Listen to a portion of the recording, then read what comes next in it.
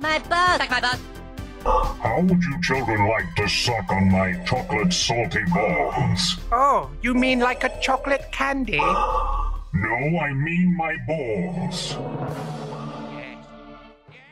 Ladies and the gentlemen, welcome back to another edition of Suck my balls. Suck my balls. SMB. Suck my balls. A South Park review. Each and every week, we're back to bring you more South Park reviews as we continue along this epic journey. And each and every week, I try not to be alone. And this week, I'm not alone as well. Before we get there, of course, shout out to my co-hosts who are not here with me this week. Of course, he just came off another successful television taping for Derby City Wrestling. Go ahead and check out Derby City Wrestling if you're in the Louisville, Kentucky area.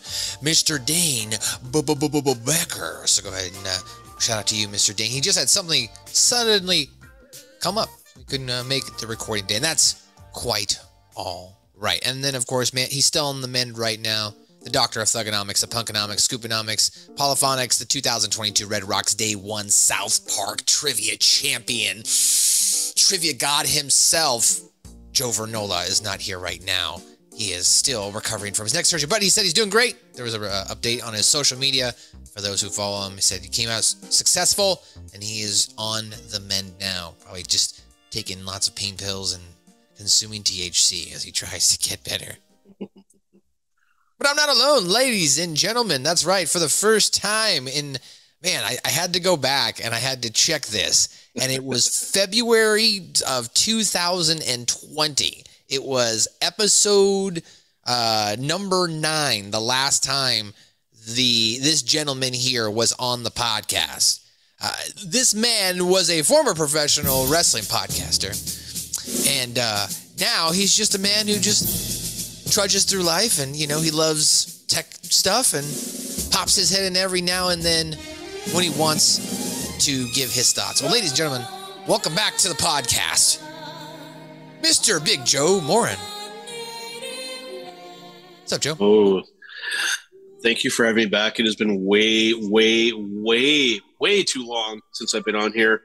Along with everything you mentioned, I've always been a huge South Park fan. Even back in the day when it wasn't really cool to be kind of a South Park fan, I have always loved the show.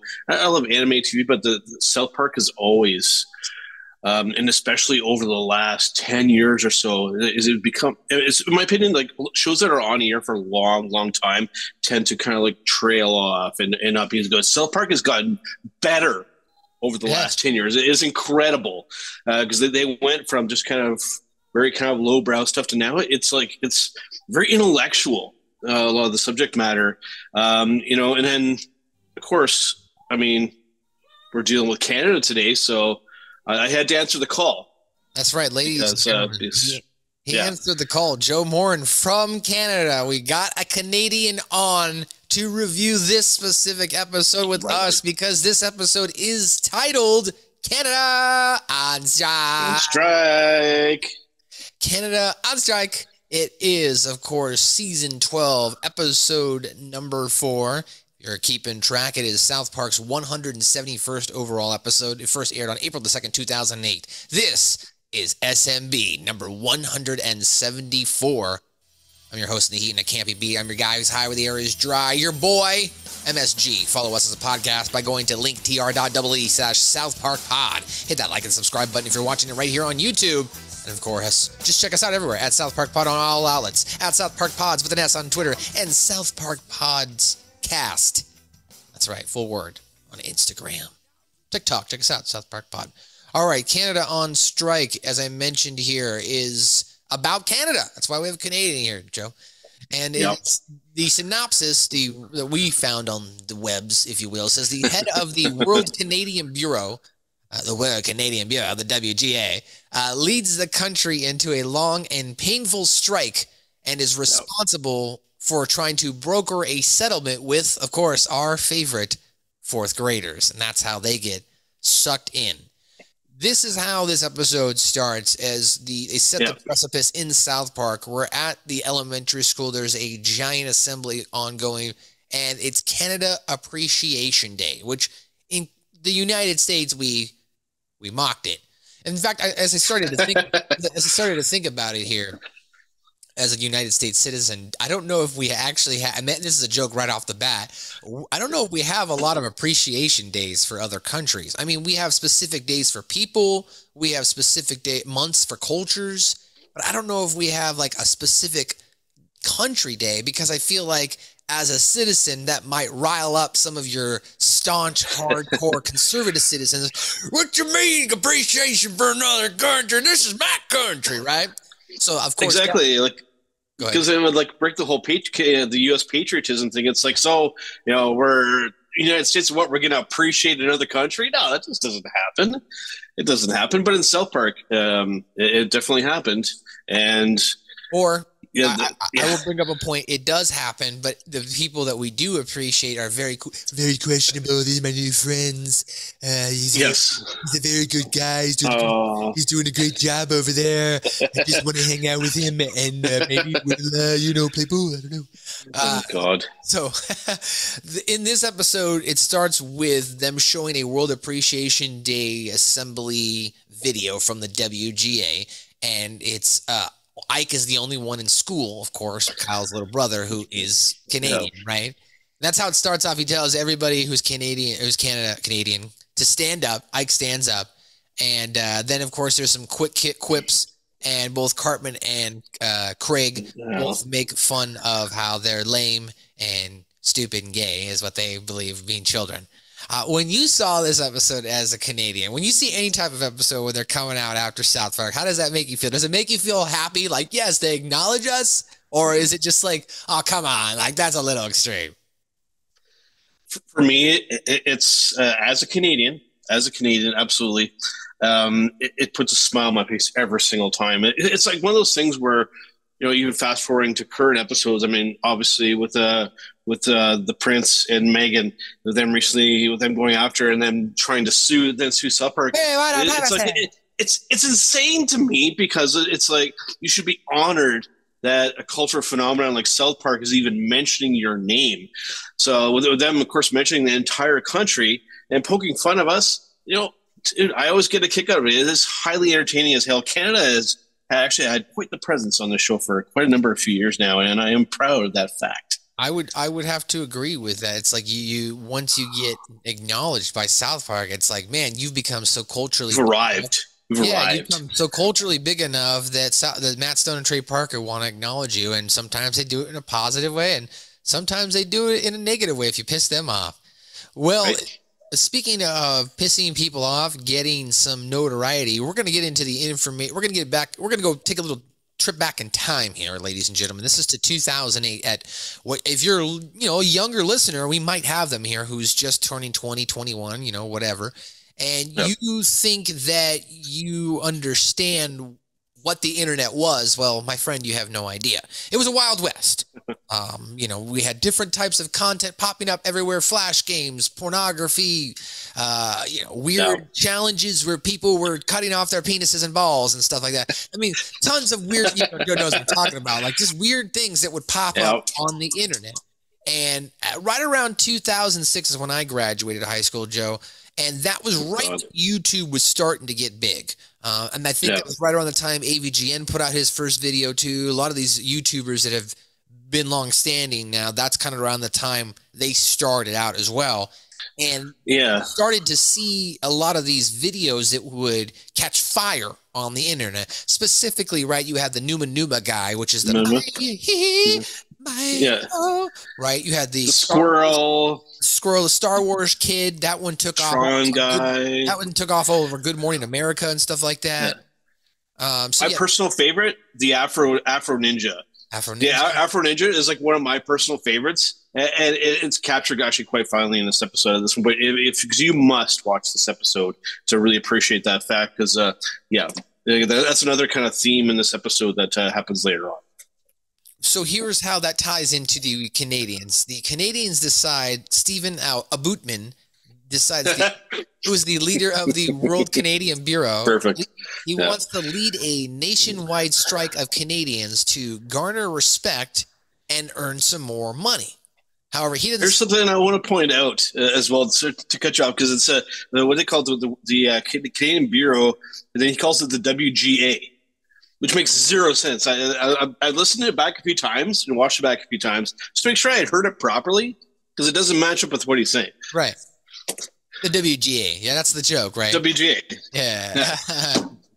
Unless he's making fun of how Canadians, like maybe there's some part of Canada, the creators heard someone say the G is a C sound or something. WGA, like sound like a CA, like CA.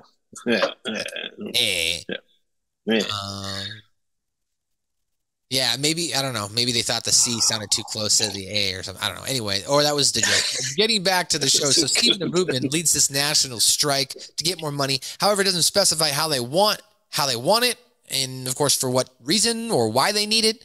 However, they go, we want some of that internet money. Give us some of that internet money. As they're yelling at the other United Nations, who are of course completely confused, and they are then denied. So we'll start there.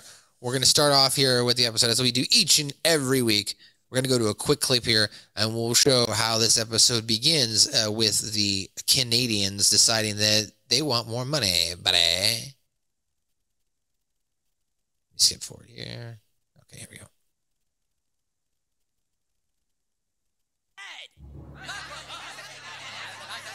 Nobody takes us Canadians seriously.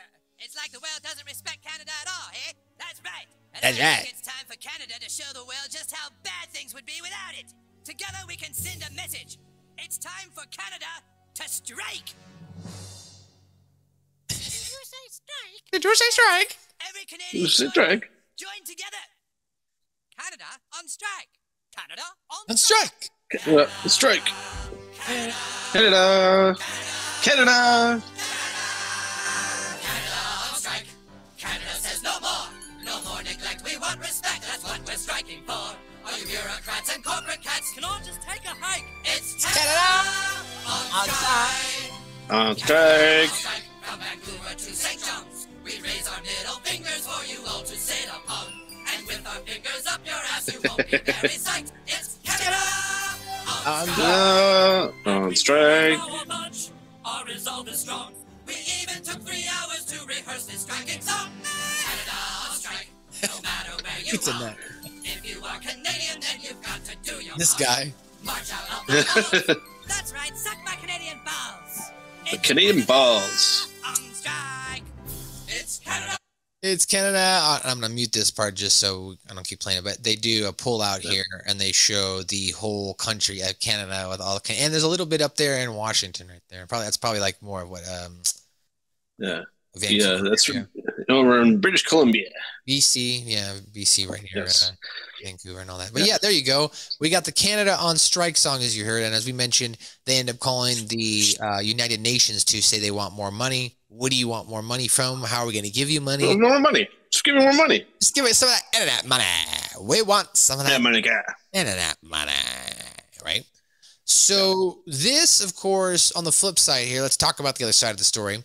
We've got Ike, who's, Canadian, and he's got an older brother who loves him, Kyle, and Kyle is growing concerned for Ike because Ike is just hanging out by himself outside. He's holding up a sign that says honk if you support Canada. He does get somebody who drives by and honks, and they're like, oh, we're being progressive, huh, honey? One of my favorite points in the episode, because it's because they're showing support for something they don't really believe in. They're going to do it to, like you're saying, to seem like progressive. And it's like, no, you're just doing it because you just feel like doing it. You don't actually support the cause. You're just blindly doing it. That's essentially what's going on there. That's definitely the commentary there where people, and I don't know if that. Absolutely. I'm not sure, obviously I'm not going to make assumptions, but I'm sure there are places like that in Canada where you encounter people like that too, right? Where they just blindly accept some sort of charity or a foundation or whatever type of event it is without even knowing what the proceeds or the event itself stands for. It's social. It's a social commentary at its finest, and it's something that's not just exclusive to the United States or Canada. It's a worldwide thing where it's people hopping on those bandwagons. A lot of times, especially if it's something in protest, a lot of them don't even know what they're protesting. So it's the type of thing where, it's one of the reasons why I love South Park is that they do this kind of stuff. So it's at this point, Kyle is worried about his brother, and he decides that or at least goes to the guys and says, hey, we got to try and do something to help my brother. And instead, well, the scene starts off, they're watching TV, and at first they're watching a rerun of Terrence and Phillip, right? And then the episode of Family Guy comes on. Cartman freaks out for a second, says, no, we are not watching that. We're not going to resort to that. So Cartman then, of course, agrees to help Kyle, try and help the Canadians negotiate the end of this strike, right. Which will then lead to Cartman, Stan, and Kyle and Butters after speaking with the Canadians about the internet money, they are going to put together their own YouTube video. And the video that they parody was a video that was real, which you can go back. Someone, I think recently I saw on like TikTok or was on Instagram or whatever, they stitched it and showed the real video and this Butters video of what the butt. And it's on YouTube, and it became a huge viral sensation. It got picked up everywhere. Yeah. And the reason why it got big here in the United States too is the country was still kind of in a closet in regards to accepting homosexuality in forms of the media. Like it was starting to be accepted on a social level, like because of my generation being younger and those kids coming out and having different sexual preferences. So that, of course, changes a lot of people's perspective. And then, so it's starting to happen, but it really wasn't as big as it is now. And because of this song, it focuses on, what in the butt. I mean, it's kind of a homosexual type of song, in relation to what the content of that song is. It works so perfectly with Butters because I may have not said it on the show. He's arguably probably my favorite character because he brings such a unique perspective to South Park, to just life in general, and seeing him do this song, it's just cool. Like anything, like I know Butters is probably teased and kind of made fun of probably the most of all the kids, except for maybe Craig, but just seeing Butters do that kind of stuff, it's always puts a smile on my face. And this is just, this would, if it would have come out at the time, would have blown up as probably a viral video as well. Right, exactly. All right, so let's start the scene here with Kyle Kyle after pleading, and Cartman gets upset when he sees the Family Guy show up on the TV. It's not a big deal. We can just watch American comedy. You think that's bad? Remember the time I sang La Cucaracha for Paul McCartney? We are not resorting to that. We're not resorting to that. Nope. Not again. So there's Cartman, as we mentioned there. And now the Canadians, they're on strike. And they had some conversations, with Terrence and Phillip and other people about the strike. And as we mentioned, now here's the boys calling the Canadian governor, WGA, Stephen Boutman, about trying to end the strike.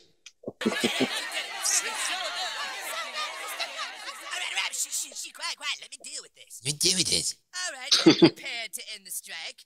If you are agreeing that we should have more money. More money. We totally think you should have more money. We got him. We did it. Look how they dance too. All right. How much are you going to give us? Huh? Well, we don't really have that much money. Oh, negotiating hardball, are we? What about all that internet money? Oh, the internet money. All right. So they have this conversation back and forth. And as we mentioned, then they make the video. So here's what happens after they make the video with Butters, the viral sensation. And we're going to play a little bit of it because, it's kind of a longer song, but it's such a well-known song now that you can go just look it up on the internet. I don't need to play all of this. Yeah.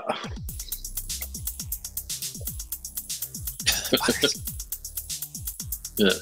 That shit what? In the butt. What? In the butt. In the butt. That shit what? In the butt. That shit what? In the butt. You want to in my butt? And this is a shot-by-shot parody of the music video. Let's do it in the butt. Okay. His voice is just so priceless. Don't you worry. I won't bite. Not that hard. If you want it, I'll give you power. Just Be gentle. I'm You're gonna looking get like a sour. flower. Give it to me. If you please, give it to me. If Like- you like- please. I it's like- said what? In the butt. Like later too in the episode, the news guy refers to it as what in my asshole. What my asshole kid, right, exactly. So of course now the kids this video becomes an instant hit, as millions of people are watching it, right? Now, Canadian spirits are down. We go back to Canada as there is no world interest in the strike, and Terrence and Philip talk about how ending it. Things, though, get worse as after it's revealed that if Canada is not going to be available in the United States, there is another country willing to step in, and that is the Danish. Who also share the Canadian style head of a trash can, an open mouth, up and down trash can, right? Yeah. That they have full, faces and eyes versus just the beady little eyes and their up and down mouth, as the song referred to it.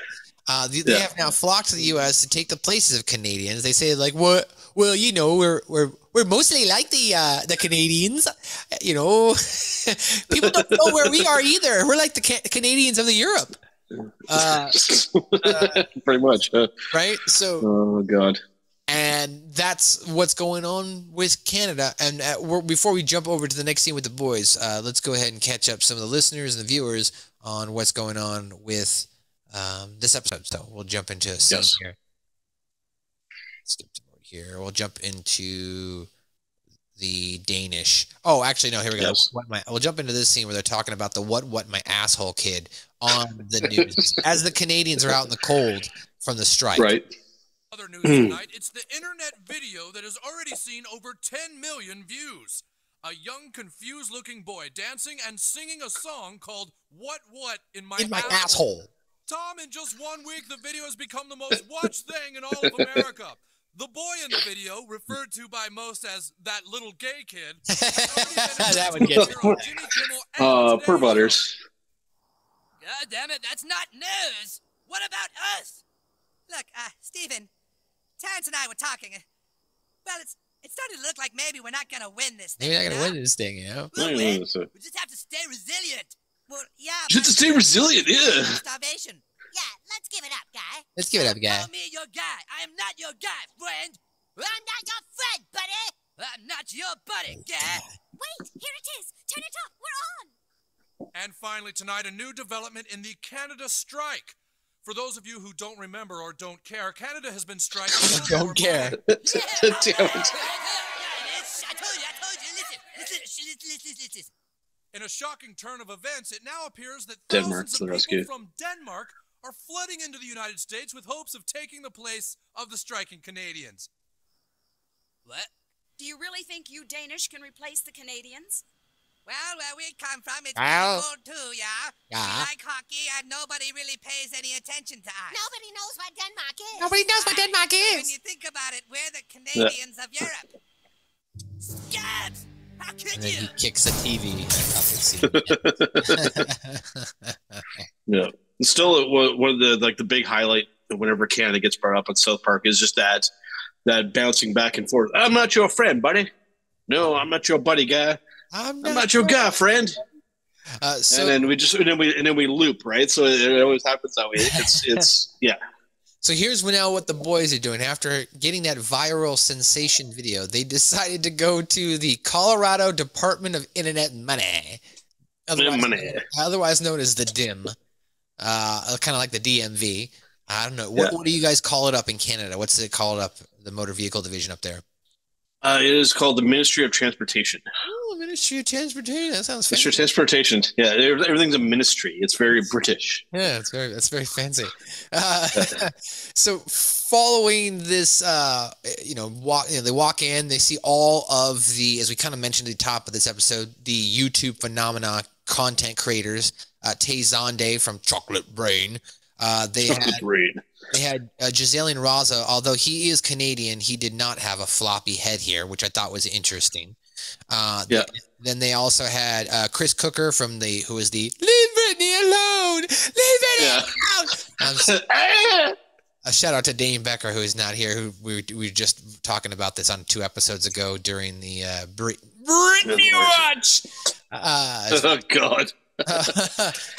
And then the other YouTube celebrities begin to argue. As we mentioned, there was a Tron, there was the Star Wars kid, the laughing baby, sneezing panda, the staring gopher, or whatever. Yeah. So the other YouTube celebrities begin to argue with the boys because the boys ask, they want to go first. As the Canadian Bureau guy, Stephen Bootman, calls them and says, "You get me over there. Get me over there with my ass up in the air, just ready to take the bend." And he basically says, you got to do something. And Kyle's like, "We're trying as fast as we can." And so they ask the other YouTube celebrities if it's possible, can they go first? And that's when a fight breaks out about who's the bigger celebrity, who's more famous. Yep. And they all basically end up killing each other. We have to think they all end up killing each other. We can't confirm that the baby dies because off screen they never, at this point in South Park, they never did shoot the baby, but the baby does stop laughing. Yeah. I believe the baby's the only one that survives because the fight basically involves everybody doing their shtick. And then I think Tazon, then I think he's the one that I think kills first, and then it's like a cascading effect with everybody going on. Well, the reason why I said we don't know if the baby survives or not is because the baby stops laughing, and once the baby stops laughing, it's like, did they kill the baby? Or not? So we don't know. But as we've learned in the cinematic Marvel universe, if you don't actually die on screen, that doesn't mean you're actually dead. So I mean, you're good, yeah. I think we're okay. And they hadn't started running over kids yet. That'll be for another 12 seasons. I hope I can be on that episode because that's fantastic. All right, so let's go ahead here. We'll show you what happens when the kids are encountering the celebrities here, and this fight breaks out. I do want to show the fight that breaks out because it's funny. They reference some YouTube nostalgia. If you were around, for that era, this probably triggers some nostalgia for me. I wasn't too heavily into YouTube, so I'd see some of these videos that would pop up. You'd watch it, you laugh, and you move along. My co-host, Dane, who's not here right now, he was heavily into the YouTube stuff, and he always talks about how he was just constantly, ingesting a lot of this content, if you will. He's a little bit younger than all of us, actually, on the podcast, because Dane's 30. So that would make more sense that at the height of YouTube, when it was getting big and growing, that he was, ingesting a lot of this content. So for me, it never resonates with me that way. But if you were around at this time, and you watched a lot of this and used YouTube frequently, I'm sure this episode to you was a big, win for you as a YouTube, viewer or creator.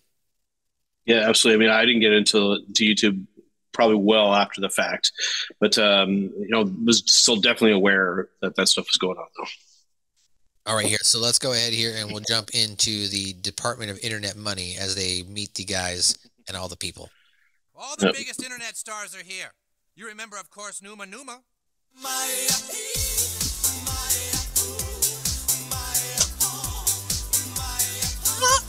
And Star Wars Kid. Oh, God, yeah. And the internet sensation, Cute Sneezing Panda. Here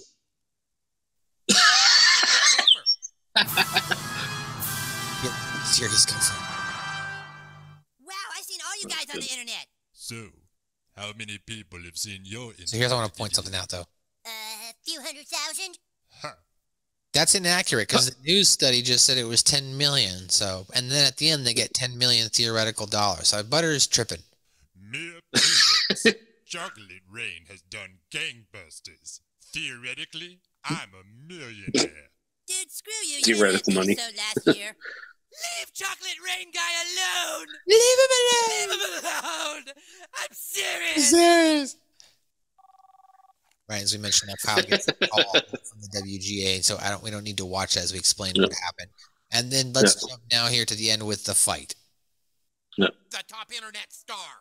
I did, when I became bigger than all you bitches. Oh, please. Laughing Baby has 4 times as many views as you. Baby. Shut the fuck up, baby. You better That's shut your fucking mouth, laughing baby.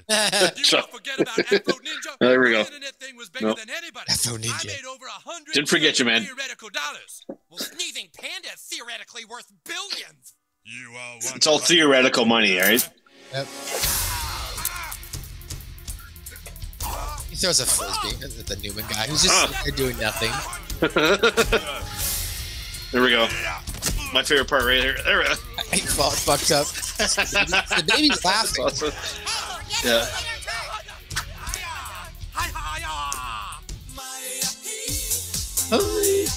Kicks Yeah. balls.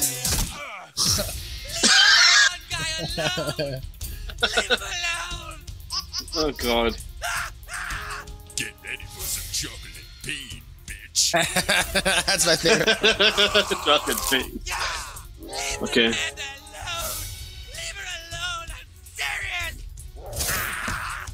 Oh Jesus. Okay, then he's the next one that eats it. Right. He's dead. Panda's dead. Now he takes the gopher. Thought I forgot about you, Gopher. Gopher! The gopher just looks at him. And then his head explodes. Bam. And I want to hear this catchphrase next. Or I want to hear the next thing. So I think he accidentally shoots him, yeah? Yeah. After he's dead. Here's Cartman, though. Boom. Yeah. Sweet. I think we're next in line now. It's like a massacre, eh? Just like during the later on when they get their when Xbox wins the console battle, and then the entire mall is just a big pool of blood. It's like, go ahead and get your Xbox, kids. He's walking by it, all the dead bodies. See? Oh God! All right, so here's now the boys get 10 million theoretical dollars, and they take the money to the WGA in Canada. But of course, it gets rejected because it's not real money. Not real money. However, Stephen Aboutman refuses to give up on the strike because he doesn't want to admit that he led everyone astray. And then a call from the UN happens. And the UN basically gives them a call and says, hey, when you guys die, can we use Newfoundland for a theme park? And, of course, the guy breaks down. And Kyle's like, look, can you guys just give this guy something? And they're like, what? They're like, just give this guy anything. He just doesn't want to look like, he's an idiot. And then he's like, can you also make it look like it's a big deal? And they're like, yeah, sure, I know. We can do that. So we'll show a quick snippet here of Kyle's interaction with the United Nations begging them to try and give them something. Hello? Will you just give this guy something, please? Excuse me? He just doesn't want to look like an idiot, so he needs everyone to think the strike was for something. Just give him anything. Well, we could give Canada some small consolation prize. If they give you something small, will you end the strike? Will they act like they're giving Canada a lot so everyone thinks I did a good job? Can you act like you're giving him a lot? Sure, why not? All the bodies now. Yeah, there's like some dead people there too. We have one. So how much did we get? Well, we didn't get everything that we wanted, but we negotiated hard and we got these coupons to Bennigan's and free bubblegum for every Canadian. Free bubblegum for every Canadian. And a store called Bennigan's, which I've never heard of. You guys don't have I don't think it exists. You don't have Bennigan's? We do not. We do not have Bennigan's, so it would literally, if we're being literal here, it would do us absolutely no good. It's a very good store. Interesting. So, I mean, obviously, this is the Bennigan's coupon is, of course, a reference to season 5's episode. I believe it's the season finale of Butter's very own episode. Happy Bennigan's, right? So it's a big chain out here in certain parts of the Northeast and stuff like that. It's kind of like a. Have you ever been to like a Denny's? See, and that's not a very big franchise here in Canada either. I mean, you typically only see it in a handful of places near the border. I'm definitely aware of it, yeah. Okay, so it's like it's like a mid or upper class kind of Denny's. So the food's a little bit better, the wait staff's better, You know, it's also a higher clientele, higher type of food, if you will. More family, more like middle class family. Whereas Denny's, anybody can go there, but you'll end up seeing more lower class individuals at Denny's because the cost is so cheap. For, you know what I mean? Or you'll see older people who are just trying to save money too. Yeah, it's very much in the same vein. It's kind of like it's a steakhouse. Yeah, or drunk college type of place. In the middle of the night. Yeah, who just want something to eat. So I guess for everybody goes to Denny's. You know, at least here in America, a lot of people love Denny's. So as you heard there, the World Canadian Bureau guy Stephen Aboutman is trying to make his victory sound bigger than it actually is. He wants to save his job, right? The Canada Reporter, is that a real newspaper? I'm going to start asking this. The Canada Reporter, is that real? To the best of my knowledge, no. To the best of your knowledge, Joe says that is not real. Okay, so I have not seen that. It says the Canada Reporter, Canada wins the strike. We always like to, we've started doing this. We've started to read some of the stuff on the paper here. So on the left-hand side, it says, if Volvo's safety concept car truly reflects the vehicle of the future, we're in for a ride loaded with hidden cameras, eyeball sensors, robotic seats, heartbeat, and fingerprint detectors. It's easy to market all over high-tech features that transform the futuristic vehicles into an engineer's version of an ultimate safety. The big question, nothing to do with the big question is, how will Volvo hide, which costs several millions to design and build, in the real world? I'm sorry. How will they test this in the real world? At what point would screens, buzzers, and blinking lights themselves become a safety hazard? You have to hand it to Ford Motors Company, Volvo subsidiary, and to others in the industry who are searching for ways to improve vehicle safety. But it has to be tempered with practicality. Even Volvo spokesman David Johnson concedes the engineers can add all that, and then we can't see the rest.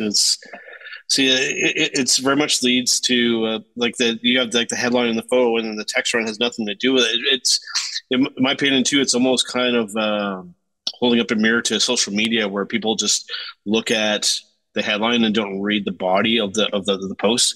It's very much that's a good call out. So and then let's go even further. Next question: is this a real thing? Canadidi.com. Is that Canada? I wish it was, because that looks pretty cool, actually. So here, and again, it's interesting. The story continued somewhere. It says they can fall off on the freeway, bouncing into oblivion, or they might mysteriously disappear into the night sometimes. In the awkward driving moment, you can scruff them up by parking too close to the curb. Whether your hubcaps are abused or absent, many motorists find it embarrassing to drive a car without a full set of decent-looking wheel covers. Sure, the car will just go like it always has, but driving around with hubcaps makes you buy, and then it cuts off. Then there's, in their top story, it starts again here with the Volvo stuff. And this one, you can actually see this one where Daniel Johnson concedes that the engineers can add all of the bells and whistles imaginable, but the bottom line is, if I put my 74-year-old mother in there, is she going to understand what is going on? Any driver, regardless of age, can fall victim to gadget overload. Interesting. There's nothing to do. Yeah, it's true. Volvos are very safe vehicles. So Canada strike. That's now they're doing a strike party. This is what all these papers were leading to. So let's go here to the Canada strike party as they're going to be celebrating this. Here's Kyle and them coming home to give Ike his Bennigan's coupon and his bubble gum. Ike's just laying in the snow. It's over. Right. It's over? Yeah, here you go. You get the Bennigan's coupon and bubble gum. And now back to the party here. They gave their lives for the strike. It's like a bunch of dead Canadians. Right. We just did some calculating. By not working during the strike, Canadians lost $10.4 million. And our Bennigan's coupons and bubblegum is worth roughly $3,008. Don't look at that. Come on, friends, let's dance. Don't look at that. Come on, friends, let's I dance. had no idea what you were doing, and you tried to make it look like you won so that we won't set you adrift. Damn it, friends, don't you see?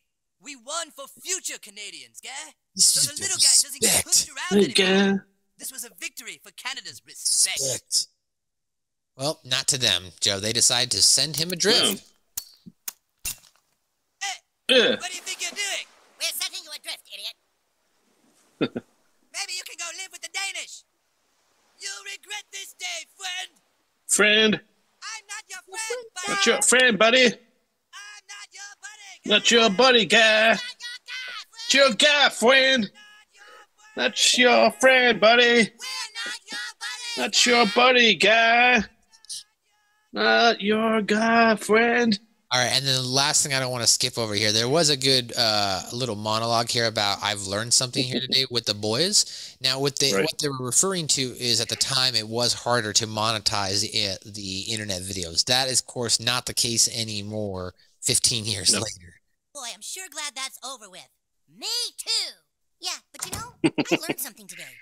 We thought we could make money on the internet, but while the internet is new and exciting for creative people, it hasn't matured as a distribution mechanism to the extent that one should trade real and immediate opportunities for income for the promise of future online revenue. It will be a few years before digital distribution of media on the internet can be monetized to an extent that necessitates content producers to forego their fair value in more traditional media. That was a mouthful there. Kyle's come to a lot of those kind of realizations and revelations throughout the years. He's always the one that seems to learn those lessons.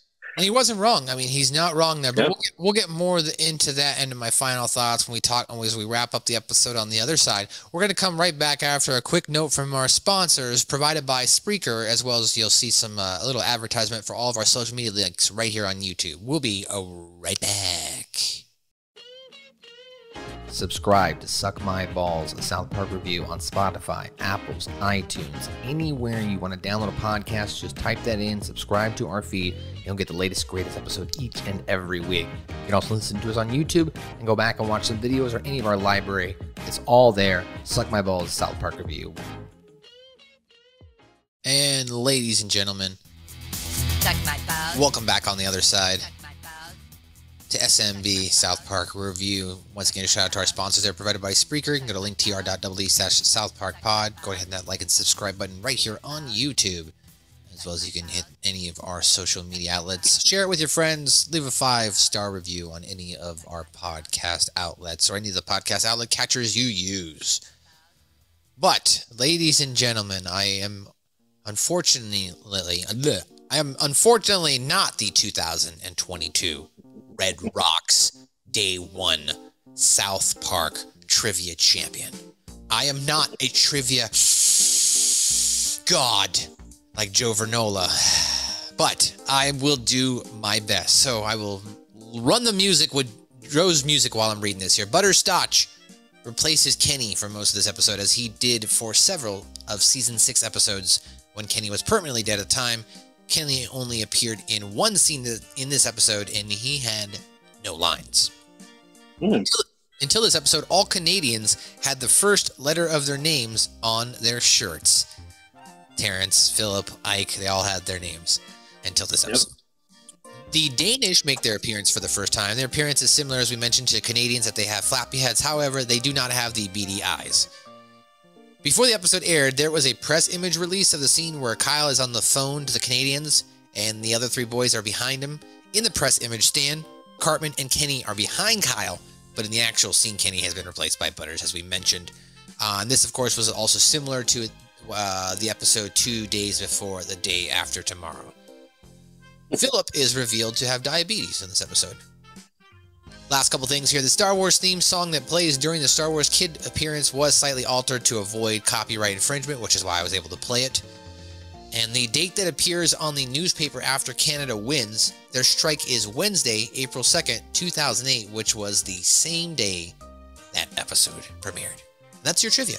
And shout out to you, our boy, the Doctor of Thugonomics, Polynomics, Scooponomics, the man who was the 2022 Day 1 South Park Red Rocks Trivia Champion, Joe Vernola.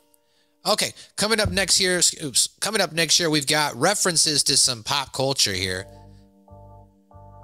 The World Canadian Bureau, abbreviated to WGA, is a reference to the Writers Guild of America and the expansion of the French Canadian abbreviation. So the Canadian WGA strike is a parody of the Writers Guild strike that happened in 2007, in which the guild went on strike due to what writers felt was greatly diminished monetary compensation, effectively making TV shows air repeats until a resolve was found. And the reason why South Park could get away with it, as I've mentioned here in prior episodes, is South Park is not part of any union. They own their own production company, and therefore they have fuck you money, and nobody can tell them what to do. Genius. At the end of the day, as I tell people, Viacom, they don't own South Park. That's their distribution partner. At any point in time, South Park could have just said, fuck you, we're putting this on the internet for free. And they could now because they have fuck you money and probably would just do it if anybody pissed them off. Yeah. I guess they were, to go back to the WGA, it would be like the French abbreviation, the WGA. Oui. Says WGA. Like, I guess so. The G sounds like a C, maybe. During the song Canada on Strike, Oompa Loompas can be seen working at the Canadian Maple Syrup Company. And let me read off, as we kind of read off some of them, but I'm going to go ahead and read them off in detail here. All of the celebrities that appeared on the episode, quote unquote, the internet celebrities. Celebrities. Right. So you had Tron Guy, who is Jay Maynard, who made a full body electroluminescent suit based on the movie Tron. He gets mauled in this episode by Sneezing Panda. You had the Numa guy, which I don't need to explain that in detail, but basically it was an American video blogger who lip synced a song by Dragon. How do I pronounce this? Dragos T Dinte. He got mauled by the Sneezing Panda's mother. Yeah, it's a fucking hard song, but it's the my ho song. Star Wars Kid, I think everybody's seen that, where it's about the kid who's from Canadian, right? Who's from Canada, and he is actually a victim of huge cyberbullying, and then his friend accidentally leaks it, or I guess his friend intentionally leaked it online. We found out later in a BBC interview, and it confirmed that his identity had been used I guess later on, he confirmed his identity, and then he used the video to speak to viewers on crowds on the profound effects of internet bullying, because I guess he got internet bullied a lot. He got shot by Tron Guy. Butters performs in the viral videos. We mentioned What in the Butt. This is an actual parody we mentioned of the star, or the guy Samwell. Tay Zonde, known for his heavy bass singing voice, better known as Chocolate Rain Guy, rose to fame in 2007 when his video of the eponymous song went viral. There have been remixes, parodies, tributes. Despite his youthful appearance, though, he was actually 24 going on 25. He gets killed by dramatic-looking gopher. There is a scene from the movie Scanners there, which was reenacted by the dramatic-looking gopher, making Tay's head explode. You mentioned it, Afro Ninja. He may have survived the internet celebrity battle by disappearing. Actually, that's true. They point this out. We never actually see him die either. Dramatic Look Gopher. This is a parody of Dramatic Chipmunk, sometimes called Dramatic Look Chipmunk. It was a viral video on YouTube and College Humor that coincidentally featured like a prairie dog, often confused for a chipmunk, and it turns its head while the camera zooms, and then you hear the dramatic music playing in the background. This was also played on a Japanese variety show starring called Hello Project and Minimoni. Gopher dies from a stray bullet in this. Sneezing Panda, it was about an infant panda who sneezed. I don't know why that went viral back in the day. Chris Cooker, he's the Lee Brittany guy alone we mentioned. Laughing Baby, we talked about it. We may have survived because we didn't see the death. There was the now here's some background characters that we didn't really talk about. There's the Back Dorm Boys. They were seen in the background, both wearing a black shirt with a Houston Rockets jersey and a number 11 Yao Ming printed on it. And they were lip sync guys, I guess. They're one of their celebrities. One of them does get involved in the battle. One of them does not. There was another one, Bub Rub. He was seen sitting down in the waiting room and never to be seen again. He did not participate during the battle. He wears a Oakland Raiders knit beanie. And for those wondering who Bub Rub is, his name is Lionel Griffin. He was a grocery bagger at Safeway in the episode. A viral video interview, I guess that was his thing. I don't know. I would have to go back then and watch his stuff. Then there was Lonely Girl 15. She appeared in the background behind the Tron Guy and the Back Dorm Boys. She was also one of the celebrities who did not participate during the battle. Her real name is Jessica Rose. She's an American New Zealand actress, best known for YouTube celebrity playing the role of Bree, a fictional homeschool girl. Oh, okay, so she does probably she did like a bit thing. All right, and then here's a couple other things. The title of the Terrence and Phillip episode, I Fart Huckabees, which was referenced in this, is a reference to the movie I Heart Huckabees. A link to the Numa video can be seen in the same screen of many computers as people watch Butters' What in the Butt. And there's also a link to the Leave Britney Alone video by Chris Cooker. The song that plays at the party after Canada wins is Celebration by Kool and the Gang. After Canada wins and ends their strike, their success is shown on the front page of Canady, which is a allusion to the entertainment trade magazine Variety. Friday. Yeah. And then, as I mentioned, or you might have seen the clip earlier, there was the Pizza Nut. That was, of course, a homage to Pizza Hut. Last couple things here. Continuity. Cartman, as we saw, once again showed his hatred toward Family Guy, which you can go back and check out Cartoon Wars from season 11.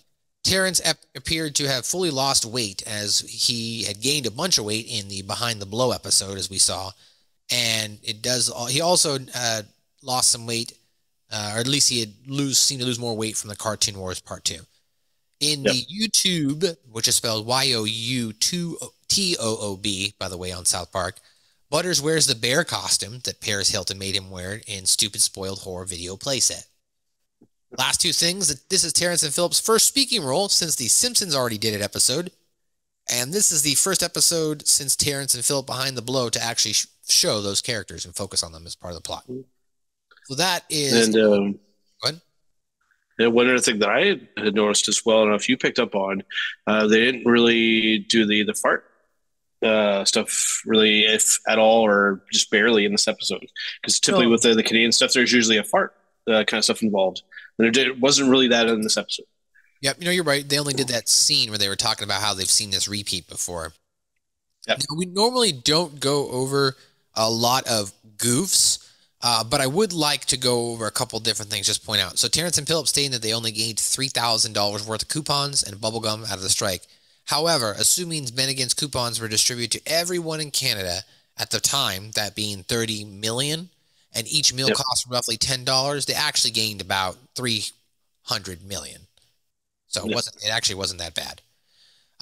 When the Chocolate Rain guy asked Butters how many videos he says, he got a few 100,000. However, as I pointed out, the news reporter had just said 10 million views. I guess there's one more here. We'll go with it. The message that the episode conveys is that Canada, which is alluded to the Writers Guild of America, was out of line for demanding proceeds from the internet revenue, is based on the South Park's creators' belief that there was no way at that time for money to be made from the internet. So why did you want to get money? So, well, ladies and gentlemen, that is the theoretical money. Right. That is your references to pop culture trivia, some continuity, and your full recap. Joe, what did you like about this episode, sir? Again, just as a Canadian, just the little jabs here and there. I always get a kick out of, but for me, I think the highlight of the episode, definitely showing those early viral videos kind of clashing with each other. I thought that was really cool. But Butters doing what in the butt, for me, that's the highlight of the episode. So well done, because he brings he's such like a sweet, innocent kind of character, and seeing him kind of in those scenarios is always really entertaining. So for me, just a great episode all around, and just the fact that Canada gets mentioned, just it makes me feel happy.